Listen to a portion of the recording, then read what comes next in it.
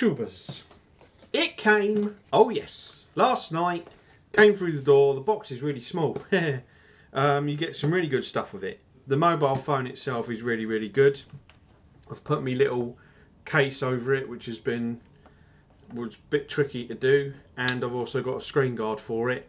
Both was purchased on eBay for not very much money. It has been a bit of a weirdness to sort of get my head around it, but once you know where the things are, it's a lot easier to use. One of the weird things about it is that normally what I do is I have ringtones and contact pictures that I like to assign to my contacts, and what I do is I normally transfer them onto the phone's memory. I haven't been able to find a way of doing that yet.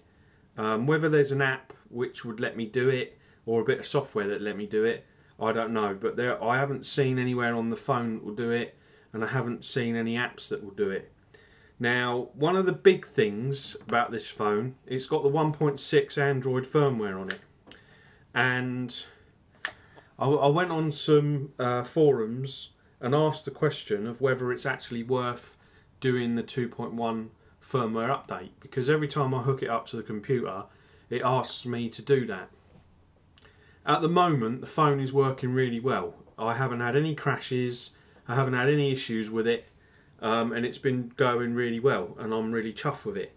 What I don't want to do is put the 2.1 firmware on it and then it gnaws it up, because that would mean that, I don't know how the warranty goes with that or what, I don't know. And what I don't want is a bricked phone, or a phone that doesn't work as good, because I've heard reports that some people, their cameras don't work, some people the battery life is worse, the little flash LED thing doesn't work properly, it crashes all the time, all those sort of things.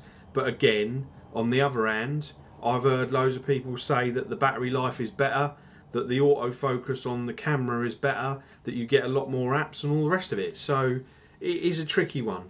So if any of you guys have got any advice on that, then put it in the comments, because I would like to hear if there's anybody who's got the X10 Mini Pro, the sort of pros and cons about upgrading to the 2.1 firmware. Because as far as I can see, once you upgrade, it is a bit tricky or a bit difficult to downgrade. So I'll need to know for certain that the upgrade is worth it.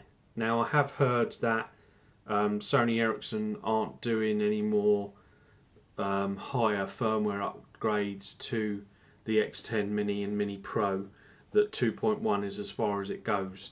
I also heard that there are other companies that do a sort of similar version to the Android software so that you can actually put it onto your phone, but then that, that's a bit more of a tricky process to do that. So I am, at the moment, I'm a little bit reluctant to upgrade the firmware, because as far as I'm concerned, the 1.6 seems to be doing an okay job, and the only reason for me upgrading, I think, would be the autofocus on the camera, and maybe there's a couple of apps which I could use with the 2.1 firmware that I can't use with the 1.6. I'm not really a mobile phone gamey type person. I think the camera and the phone functionality are the only things that I would be interested in. If it improved the battery life, then I would do it, but like I say, at the moment I'm reluctant. So if any of you guys have got any advice, that'd be great. I'd really appreciate that. But I'm really chuffed. I was on it this morning doing my emails and stuff, and it was really easy. Normally I use my iPod Touch, but I've noticed that the touch screen, I think it's because I put a screen guard on it. Since I've done that, using the QWERTY keyboard on that has been a bit tricky, so that's one of the reasons why I got the QWERTY keyboard mobile. But the Wi-Fi is really good, and it's working really, really well, so I'm really chuffed with it. So there you go, that's my new phone, the X10 Mini Pro. I would say if you're thinking about getting it, don't think anymore, because it is a really good phone. You get loads in it, and the keyboard is really, really good. So far I've been really impressed with it. The camera is really, really good on it. The sound could do with a little bit of improvement on the video record, but as far as the stills are concerned and the camera's concerned for video recording, it is really worth getting. It does really good VGA on it, so I'm quite chuffed with that. So yeah, that's my little video. Hope you've enjoyed, and I shall do some more later on. Okay, bye bye for now.